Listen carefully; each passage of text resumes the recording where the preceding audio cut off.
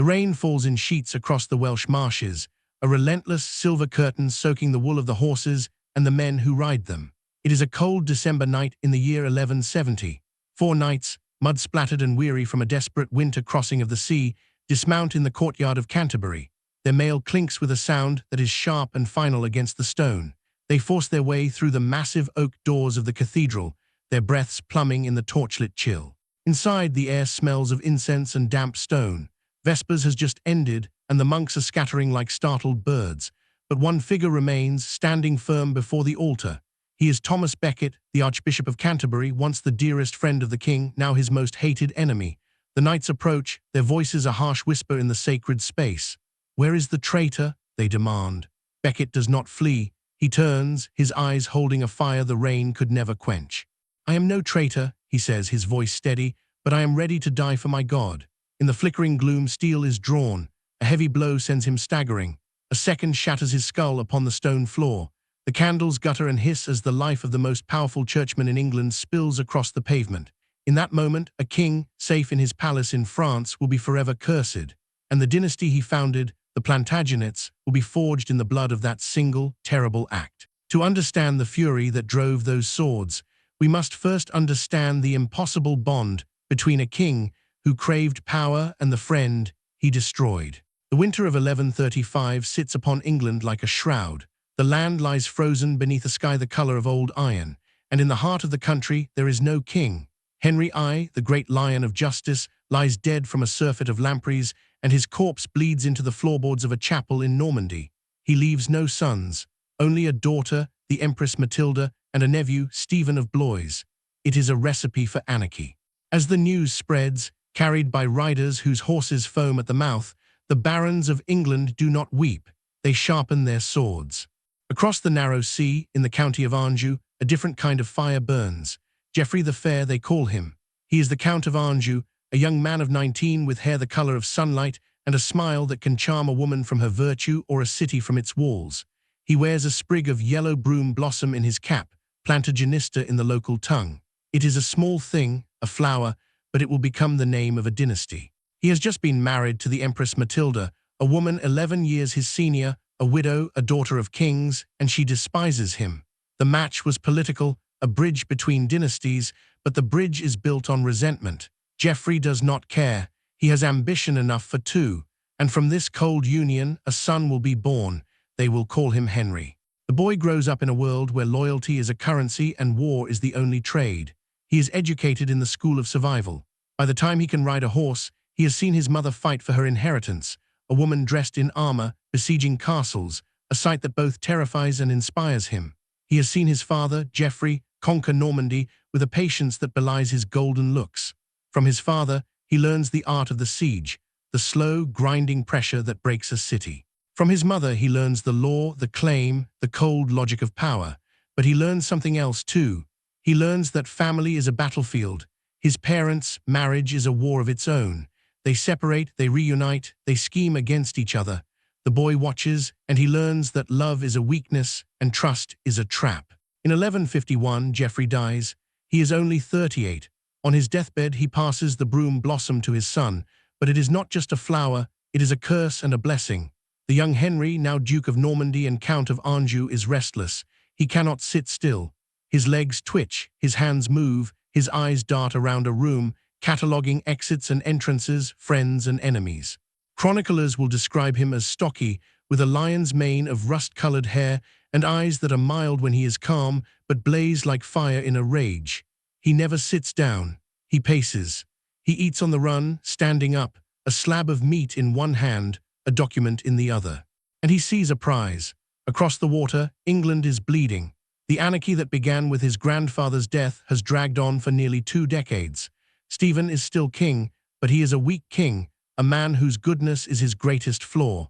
The country is ruled by barons who build castles without license and tax the people into starvation. They say that in those years, Christ and his saints slept. Henry lands in England in 1153 with a small army. He does not come as a conqueror. He comes as a negotiator. He meets Stephen in the field and they strike a bargain. Stephen will keep the crown for his lifetime, but when he dies, it passes to Henry. It is a treaty signed in exhaustion. A year later, Stephen dies. and Henry Fitzempress, the son of the devil's brood, is crowned King Henry II of England. He is 21 years old. The coronation is a blaze of gold and incense, but Henry does not bask in it. He gets to work. He is a hurricane. He tears down the illegal castles the barons built during the Anarchy, hundreds of them, their stone tumbling to the ground as a warning. He reforms the courts, sending royal justices across the land to bring the king's law to every shire. He creates the jury system, a radical idea that men should be judged by their peers, not by the whim of a local lord. He is forging a new England from the broken pieces of the old. But Henry is not just King of England. He is master of an empire. He has Normandy, his birthright. He has Anjou, his father's land. And he has acquired, through the most audacious marriage in history, the vast duchy of Aquitaine. The bride is Eleanor. She is 30 years old, beautiful, intelligent, and scandalous. She was married to the King of France, but he found her too wild, too free, too much. He had the marriage annulled on a technicality. Within 8 weeks, she marries young Henry. It is a love match, or as close as kings get to love. She brings him the entire southwest of France. His empire stretches from the chilly borders of Scotland to the sun-baked Pyrenees. No English king has ever held so much. No English king ever will again. But even as he builds, the cracks appear. They are hairline fractures at first, invisible to the courtiers who bow and scrape. Eleanor bears him sons, 8 children in all. He names the first boy William, but the child dies in the cradle. The second son he names Henry, the third Richard, the fourth Geoffrey, and the fifth John, 5 sons, a dynasty secured. But Henry looks at his boys and sees rivals. He loves them, perhaps, but he loves power more. He begins the fatal tradition of the Plantagenets. He gives them titles, but no money. He gives them lands, but no authority. They are princes in name, but paupers in practice. The boys grow up in the shadow of a giant, and they learn to hate the shade. It is in the midst of this growing tension that the story of the king and his friend unfolds. Thomas Becket is the son of a London merchant, a man of wit, charm, and immense capability. Henry notices him, he elevates him, he makes him his chancellor, the most powerful man in England after the king himself. They become inseparable.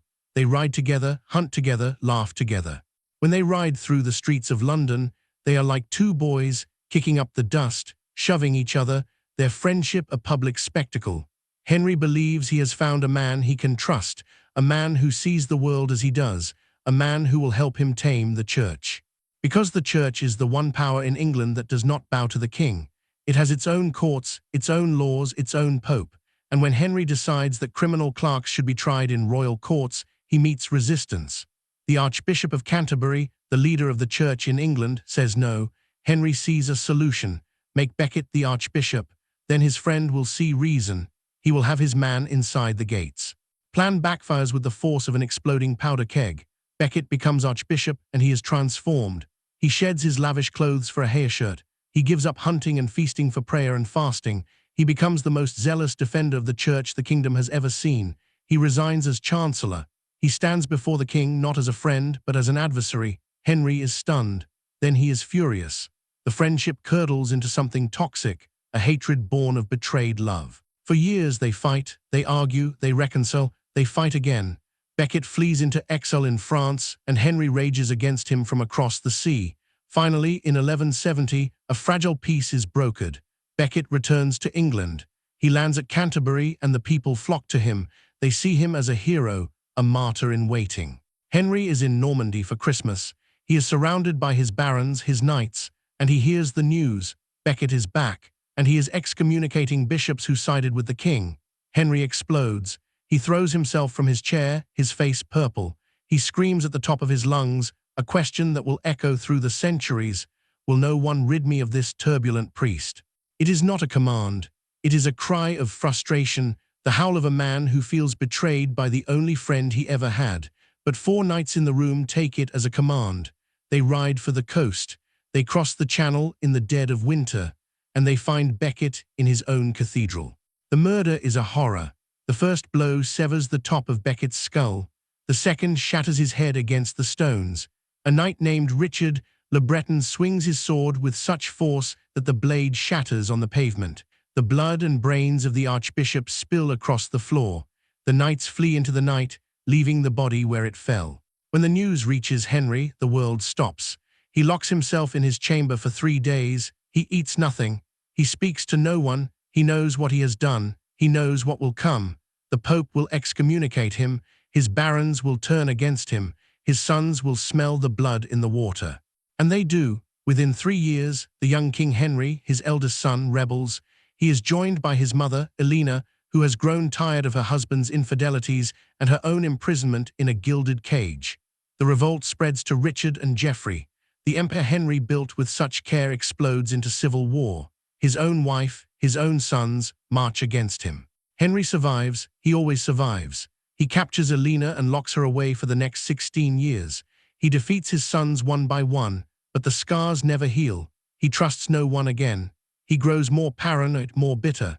He looks at his remaining sons, Richard the warrior, Geoffrey the schemer, John the untested, and he sees only vultures waiting for him to die. Geoffrey is trampled to death in a tournament. The young King Henry dies of dysentery, cursing his father with his last breath. Only Richard and John remain. In the summer of 1189, Henry is at war with his own son. Richard has allied with the King of France, the same enemy Henry has fought his whole life. They chase the old king across his own lands. They corner him at a castle in the Loire Valley.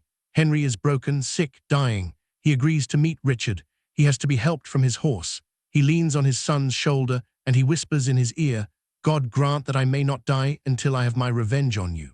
It is the last thing he ever says to him. A few days later, Henry II dies alone in a cold room. His servants strip his body of its valuables and flee. His corpse is left to rot until a faithful knight covers his face with a cloak. The man who forged England and an empire, the man who loved and lost the only friend he ever had, lies dead in the dust. And Richard the Lionheart is king. But the kingdom his father built is already cracking, poisoned by the blood of a martyr and the hatred of a family doomed to destroy itself. The body of Henry II is barely cold when the vultures descend, not on his empire, but on his treasure. For Richard, the crown of England is not a burden of duty. It is a key to a vault. He stands before his father's hoard, the gold and silver accumulated over 35 years of ruthless taxation, and he sees not the wealth of a kingdom, but the price of a crusade. Richard is a man built for war. He stands over 6 feet tall, a giant in an age of smaller men. His arms are long, his shoulders broad, his hair a cascade of reddish gold. He has the look of his mother, Eleanor, the Aquitanian beauty, but the fire of his Angevin father burns in his eyes. He is a warrior born. He has spent his youth not in courts, but in the saddle, subduing rebellious barons in his mother's lands. He has learned to fight with sword and lance, to lead men into the chaos of battle, to look upon death without flinching. To him, war is not a means to an end. It is an art form. England, for Richard, is a foreign land. He speaks French, the language of his people, the language of poetry and chivalry. He composes songs in the Provençal tongue, songs of love and longing, of knights and ladies. He is a troubadour king, a figure of romance. But when he crosses the channel to be crowned, he looks upon the cold, grey island and sees only a source of funds. He stays just long enough to be anointed with holy oil, to swear oaths he has no intention of keeping. Then he begins to sell. He sells everything.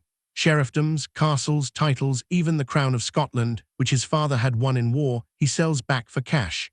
He jokes that he would sell the city of London itself if he could find a buyer. The money flows into his coffers, and with it he builds a fleet. 200 ships, laden with men, horses, weapons, and gold. He gathers the greatest army ever to leave English shores. And in the summer of 1190, he sails for the Holy Land. He leaves England in the hands of others. He appoints 2 justiciars to run the country, but the real power he gives to his chancellor, William Longchamp, a man so arrogant and grasping that he quickly makes enemies of every baron in the land, and he leaves behind his brother, John. John is the youngest, the forgotten son. His father called him John Lackland as a cruel joke because there was no great inheritance left to give him. He has grown up in the shadow of his golden brothers, the brilliant Henry, the mighty Richard, the scheming Geoffrey. He is shorter than them, darker, with a face that seems to flicker between charm and malice. He has watched his brothers rise and fall, and he has learned. He has learned that loyalty is for fools, that patience is a weapon, and that the crown is the only prize worth taking. While Richard fights in the sun-baked dust of the Holy Land, besieging the city of Acre, John begins to weave his web. He plots with the King of France, the same Philip Augustus who had tormented his father. He spreads rumors that Richard is dead, that he will never return. He raises rebellion in the north, seizing castles, demanding oaths of loyalty from the barons. In London, Longchamp is driven out, his authority crumbling. John positions himself as the savior of the kingdom, the only prince left to rule. In the Holy Land, Richard is forging a legend. He does not win Jerusalem. The city remains in Muslim hands, a bitter disappointment that haunts him. But he wins something else, a name. At the Battle of Arsuf, he leads a charge of knights that shatters the army of Saladin, the greatest Muslim commander of the age. He rides along the line, his warhorse lathered in sweat, his sword rising and falling, his war cry, God and the Holy Sepulchre, echoing across the plain. Saladin's men call him Melek, the Lionheart. They respect him as they respect few Christian kings. They send him gifts of fruit and snow to cool his tent, even as they fight him to the death. But the crusade ends not in triumph, but in weary compromise. Richard negotiates a truce with Saladin, a 3-year peace that allows Christian pilgrims to visit the holy places. It is the best he can do. He turns for home, his heart heavy with failure. He knows the legend will burnish his name, but in the quiet of his tent, he must wonder if it was worth it. The journey home is a disaster. His ships are scattered by storms. He is shipwrecked near Venice, forced to travel in disguise through hostile lands. He is recognized, captured, and thrown into a dungeon by the Duke of Austria, a man he had insulted during the crusade. He is held for ransom, a king in chains, his whereabouts unknown to the world. In England, the news is slow to arrive. First, rumors, then confirmation. The king is captured. The price for his release is an astronomical sum, 150,000 marks, twice the annual income of the entire English crown. It is a king's ransom, literally. Eleanor of Aquitaine, now in her 70s, rises from her retirement. She has spent 16 years in prison at her husband's command, but she is not broken. She is a force of nature. She takes control. She demands that every church, every monastery, every baron in England pay. She taxes the people until they have nothing left. She strips the gold from the saints' shrines, and she watches her son John. John watches too. He sees an opportunity. He rides to Paris and pledges his loyalty to Philip Augustus. He does homage to the French king for Richard's lands. He is a traitor to his brother, his family, his blood. He waits for Richard to die in that dungeon so the crown can fall into his lap. But Richard does not die. After more than a year in chains, the ransom is raised. The gold is loaded onto ships and sent to Germany. Richard is released. He rides for England, and the news of his coming spreads like wildfire. John's schemes crumble. He flees to France, but Richard follows. He corners his brother, and they meet face to face. John throws himself at Richard's feet. He begs for mercy. He weeps. And Richard, the Lionheart, the warrior who has killed men with his bare hands, does something unexpected. He forgives him. "Think no more of it, John," he says. "You are but a child, and you had evil counselors." It is either the act of a generous spirit or the blindness of a man who cannot see the viper in his own bed. Richard does not stay. He has no love for England. He spends only a few weeks there, long enough to be crowned again, to remind his subjects who is king. Then he is gone back to France to fight Philip Augustus to reclaim the lands John lost. For 5 more years he fights. He builds a castle on the Seine, a fortress called Chateau Gaillard, the Saucy Castle, a masterpiece of military engineering that guards the approach to Normandy. He calls it his daughter, his proudest creation. And then, on a rainy evening in March 1199, he is walking the ramparts of a minor castle. A crossbow bolt flies from the shadows. It strikes him in the shoulder near the neck. The wound is minor, but it becomes infected. Gangrene sets in. The Lionheart lies in bed, his body rotting, his mind clear. He sends for his mother, Eleanor, who rushes to his side. He dictates his will. He leaves his kingdom to John. On his deathbed, Richard is asked what should be done with the man who shot the bolt. The man is brought before him, a young boy, terrified. Richard looks at him. He forgives him. He orders him freed and given a sum of money. Then he turns his face to the wall and dies. The Lionheart is gone, and England is handed to the man who would lose it all. John rides to be crowned, but as he passes through the gates of his new kingdom, the sky darkens. The people watch him in silence. They remember his treachery. They remember his greed. They do not cheer. They do not weep. They wait. And in the courts of France, Philip Augustus sharpens his knife. The Plantagenet Empire, built by the father, defended by the son, is about to meet its greatest threat. And that threat wears a crown. John is crowned on a grey day in May. The ceremony is rushed. The nobles who attend do so with reluctance. The Archbishop of Canterbury places the crown upon his head, but the words he speaks are a warning, not a blessing. He reminds John of the duty he owes to his people, to his church, to God. John listens, his face a mask, his thoughts elsewhere. He is a king haunted by comparison. His father Henry was a titan, a man who built an empire from chaos. His brother Richard was a legend, a warrior whose name still strikes fear into the hearts of enemies. John is neither. He knows this. He feels it in the way barons look at him, the way they whisper behind their hands. And so he rules not with strength, but with suspicion. Paranoia is his counselor, fear his only tool. He begins by making a terrible mistake. He marries Isabella of Angoulême, a beautiful girl of 12, but she is already betrothed to another, a powerful baron named Hugh de Lusignan. The insult is a declaration of war. Hugh and his family appeal to their overlord, the King of France, and Philip Augustus sees his chance. Philip summons John to his court to answer for his crimes. John refuses. Under feudal law, this is an act of defiance, a denial of his duty as a vassal. Philip declares all John's French lands forfeit, then he invades. The campaign is a rout. John fights, but he fights poorly. He hesitates when he should strike, he strikes when he should wait. He alienates his allies, distrusts his commanders, and mismanages his supplies. In 1204, the unthinkable happens. Chateau Gaillard, Richard's beloved saucy castle, falls to the French after a 6-month siege. It is the key to Normandy. Without it, the duchy is lost.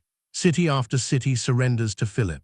Rouen, the ancient capital of the Dukes of Normandy, opens its gates without a fight. John is in England when the news arrives. He has lost Normandy. He has lost Anjou. He has lost the lands of his father and his grandfather, the lands of his birth. The empire that Henry II built is shattered. All that remains is England and Aquitaine, his mother's dowry. John is no longer the master of a continental power. He is just the king of England, and the barons who hold lands on both sides of the Channel are forced to choose. Many choose France. They abandon John, their loyalties torn, their fortunes secured across the sea. John returns to England a failure, but he does not retreat into shame. He becomes a tyrant. He needs money to fund a war to win back his lands. He squeezes the kingdom until it bleeds. He raises taxes to levels never seen before. He seizes the lands of barons who displease him. He demands scutage, a payment in lieu of military service, from men who have served him faithfully. He invents new fines, new fees, new ways to extract gold from his subjects. And he makes an enemy of the church. When the Archbishop of Canterbury dies, John and the Pope clash over the succession. John refuses to accept the Pope's candidate. In response, the Pope places England under an interdict. The churches are closed. The bells fall silent. The dead are buried in unconsecrated ground without prayers. The people are cut off from God. It is a spiritual catastrophe, and they blame their king. John does not care. He seizes the church's lands, its gold, its treasures. He laughs at the Pope. He jails the clergy who resist. He becomes, in the eyes of many, a monster. The chroniclers write of his cruelty. They tell stories of how he starved to death the wife and son of a rebel baron, locking them in a castle with no food, letting them die of hunger. They tell of his lust, how he seduced the wives and daughters of his own nobles. Whether these stories are true or not, they are believed. John becomes a figure of legend, a villain in a morality play. In 1213, the Pope excommunicates him. He is cast out of the church, a king without God. The barons see their chance. They begin to whisper of rebellion. Philip Augustus sees his chance too. He prepares to invade England with the Pope's blessing, to depose the tyrant and place his own son on the throne. John is cornered. He does the unthinkable. He kneels. He surrenders his kingdom to the Pope. He accepts the Pope's candidate as archbishop. He agrees to pay an annual tribute to Rome. In return, the Pope becomes his protector. The invasion is called off. John has saved his throne, but he has humiliated his kingdom. England is now a papal fief, and its king is a papal vassal. The barons are not impressed. They see John's submission as weakness, not strength. They begin to organize. They meet in secret, in churchyards and castle halls. They draw up lists of grievances. They remember the old days, the days of Henry II, when the law was a shield, not a sword. They demand a return to the old ways. They demand that the king rule by law, not by whim. John stalls. He plays for time. He promises reform, then ignores his promises.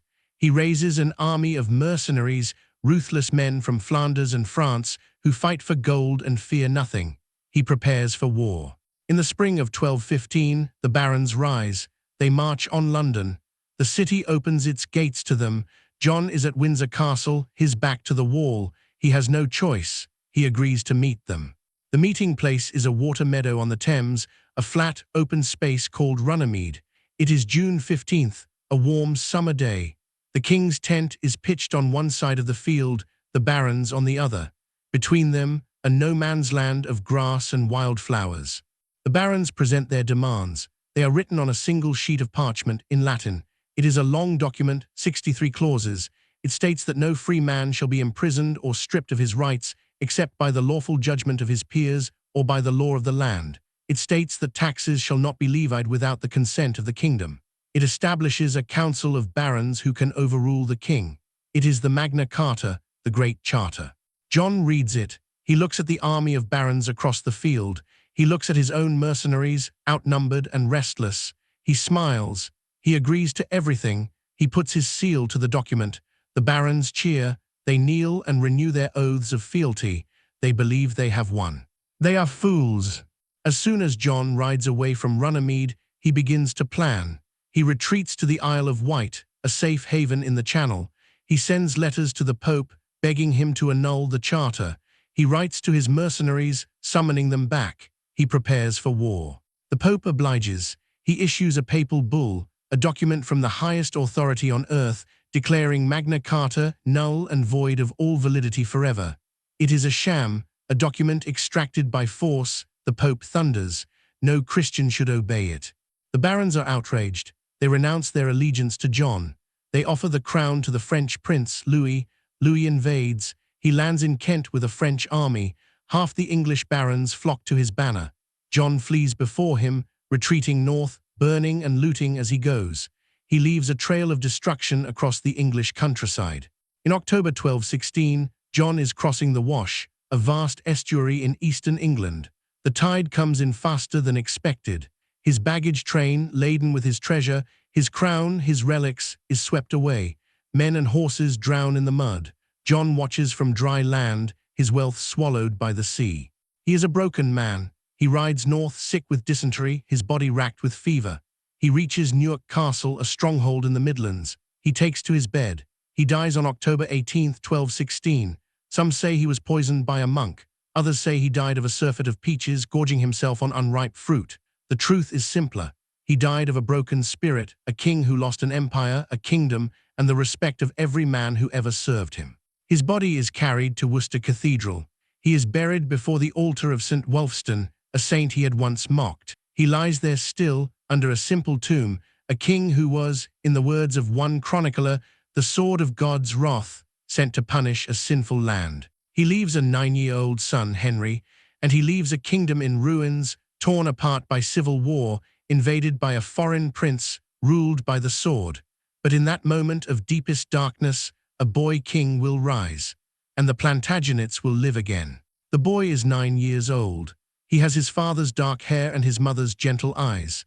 He has been raised in the shadow of war, taught to ride and pray, but not to fight. His name is Henry, and he is now King of England. It is the worst inheritance a child could receive. The kingdom is at war. The French prince Louis holds London and much of the south. The barons are divided, some loyal to the boy, some to the invader. The royal treasury is empty, the crown jewels lost in the wash, and the boy's guardians, the men who must rule in his name, are a handful of loyalists who have staked everything on a child's survival. They act quickly. They crown him not in Westminster, but in Gloucester, in a makeshift ceremony. He wears a simple gold circlet borrowed from his mother. There are no grand feasts, no flowing robes.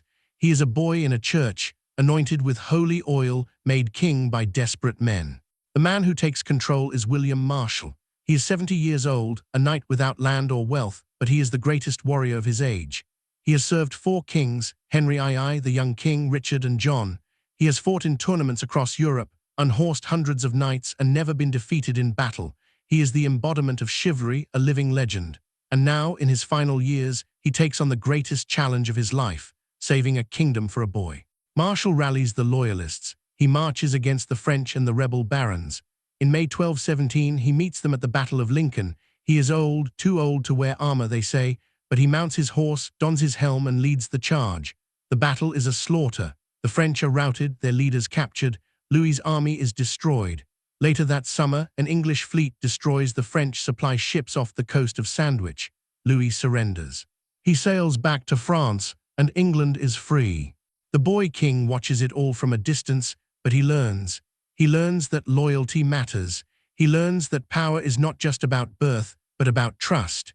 He learns to love William Marshal like a father.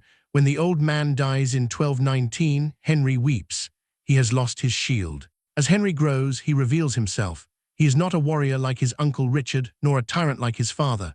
He is something different, a patron, a builder, a man of peace. He loves art and architecture.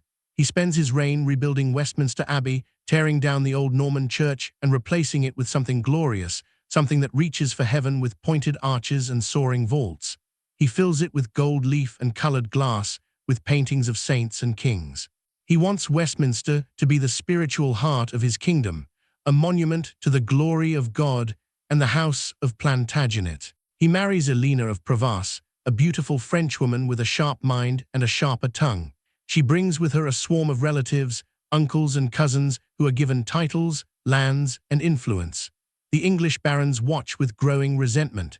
They see foreigners taking English wealth. They see the king surrounded by men who do not speak their language, who do not share their customs.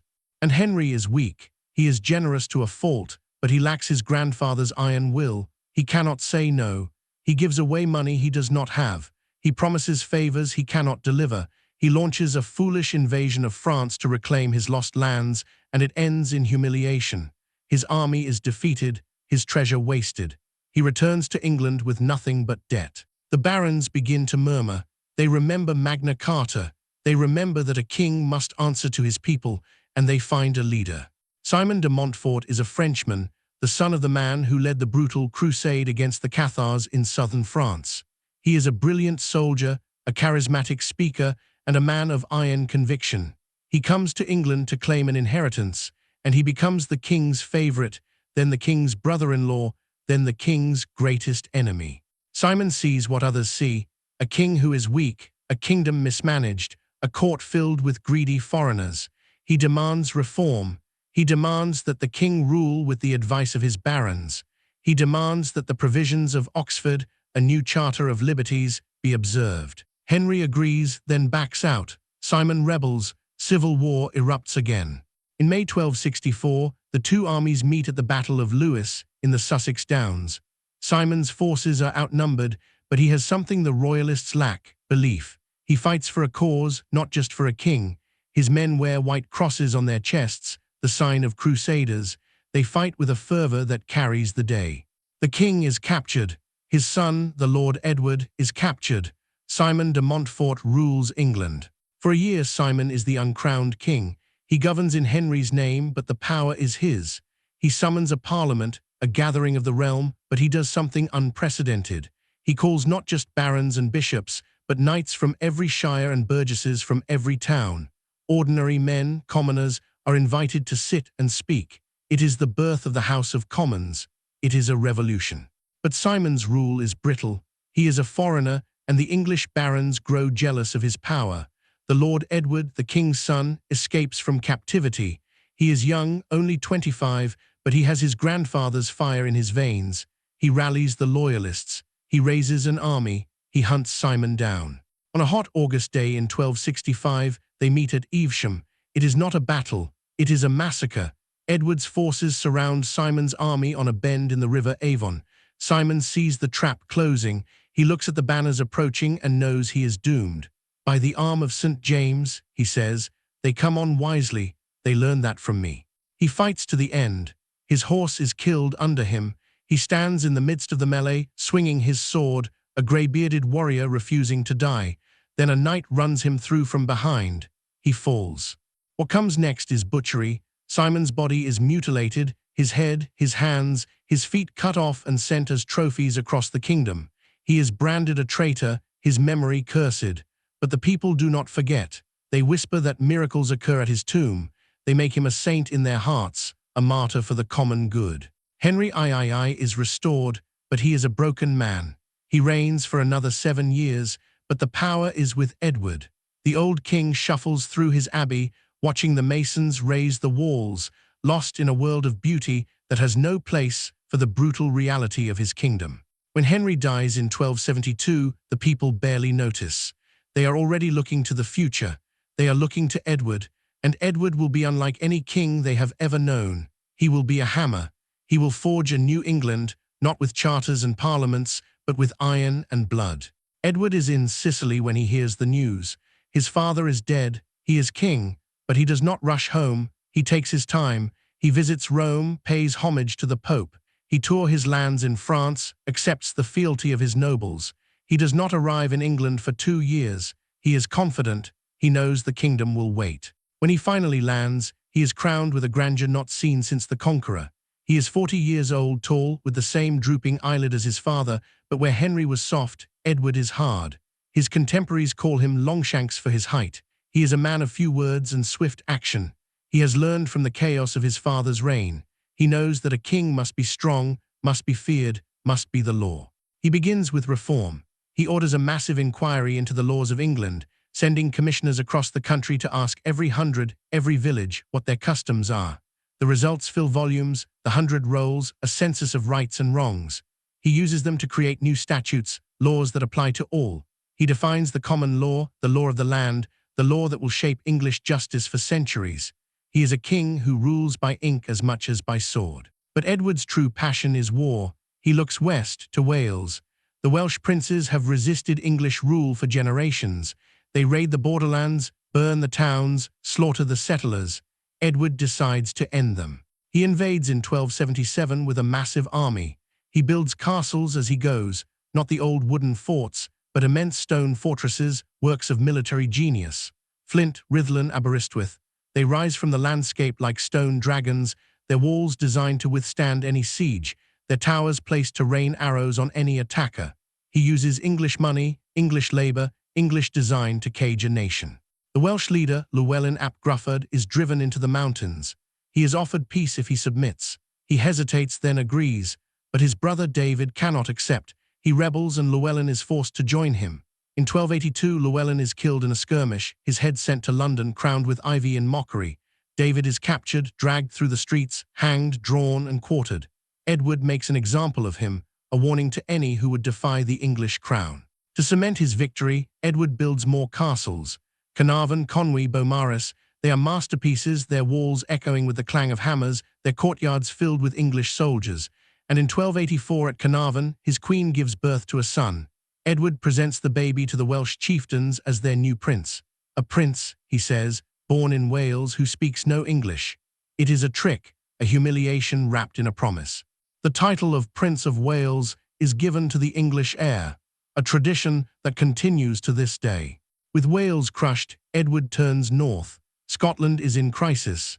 The King of Scots has died, leaving a young granddaughter as his heir. She dies too.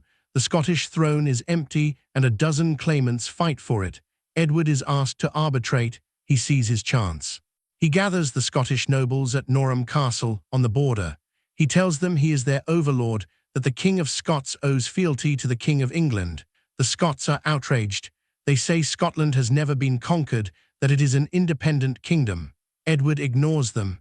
He chooses a king, John Balliol, a weak man who will do as he is told. For 4 years, Balliol is Edward's puppet. Then he rebels. Edward marches north with an army. He sacks Berwick, a Scottish trading port, slaughtering thousands of men, women, and children. The blood runs in the streets. He takes the Stone of Destiny, the ancient coronation stone of the Scottish kings, and carries it to Westminster. He strips Balliol of his crown. He declares himself the ruler of Scotland. The Scots do not accept. They rise, and they find a leader. William Wallace is a knight, a man of minor nobility, but he has a gift for war. He gathers an army of common men, farmers and shepherds, and he meets the English at Stirling Bridge. The English are arrogant, overconfident. They cross a narrow bridge in single file and Wallace attacks. The English are cut to pieces. Thousands die. Wallace rides south, raiding English towns, burning and looting. He is a hero to his people, a demon to the English. Edward is furious. He raises another army, and in 1298 he meets Wallace at Falkirk. The Scottish schiltrons, their circles of spearmen, hold against the English cavalry, but Edward brings archers, longbowmen from the Welsh borders. They rain arrows on the Scots, tearing holes in their formations. The cavalry charges and the Scots break. Wallace escapes, but his army is destroyed. He is hunted for 7 years, captured and taken to London. He is hanged, drawn and quartered, his head placed on a spike on London Bridge. Edward shows no mercy. But Scotland does not surrender. A new leader rises, Robert the Bruce, a nobleman with a claim to the throne. He murders his rival in a church, a sacrilege that haunts him. He crowns himself king, and he fights a guerrilla war against the English. Edward is old now in his 60s, but he will not stop. He marches north again in 1307, his body failing, his mind fixed on one last campaign. He is dying. He can barely ride. He is carried in a litter, a king reduced to a bundle of furs and bones. He reaches Borough by Sands, a marshy plain just south of the Scottish border. He cannot go on. On July 7, 1307, he calls his son to his bedside. The younger Edward is weak, frivolous, more interested in his male favorites than in war. The old king looks at him with contempt. He makes his son swear an oath. He makes him promise to carry his bones with the army, to boil the flesh from his bones and carry them into Scotland, so that he might lead his army one last time. He makes him promise to never make peace with the Scots. Then he dies. His son breaks the promise within a year. He abandons the campaign. He recalls the favourite Piers Gaveston, a man his father had exiled. The new king, Edward II, cares nothing for war. He cares for fine clothes, for music, for his friends. The barons watch with disgust. They see a king who is not a king, a man who prefers the company of his brother, Piers, to the company of his nobles. The reign is a disaster. Gaveston is murdered by the barons. Edward fights back, then loses. His wife Isabella, the she-wolf of France, turns against him. She takes a lover, Roger Mortimer, and together they invade England. Edward flees. He is captured, forced to abdicate, and imprisoned in Berkeley Castle. The end, when it comes, is horrific. They say his murderers came for him at night. They held him down, and they pushed a red-hot poker into his bowels. His screams echoed through the stone corridors, a death that matched the cruelty of his family's history. Edward II is buried in Gloucester. His son, Edward III, is crowned at 14. The Plantagenets will rise again, reaching even greater heights under the young king who will claim the throne of France. But the dynasty that began with a flower and was forged in blood has tasted its own mortality. The crown has passed through the hands of giants, fools, and tyrants, and in that passing something has been built, not just a kingdom, but an identity. The laws of Henry II, the Charter of John, the Parliament of Simon, the conquests of Edward, they have created a people who know themselves as English. The Plantagenets are not just kings, they are the architects of a nation. The broom flower still blooms in Anjou, but its seeds have taken root in English soil. And though the dynasty will fall, torn apart by its own contradictions, the England they forged will endure. It will outlive them all.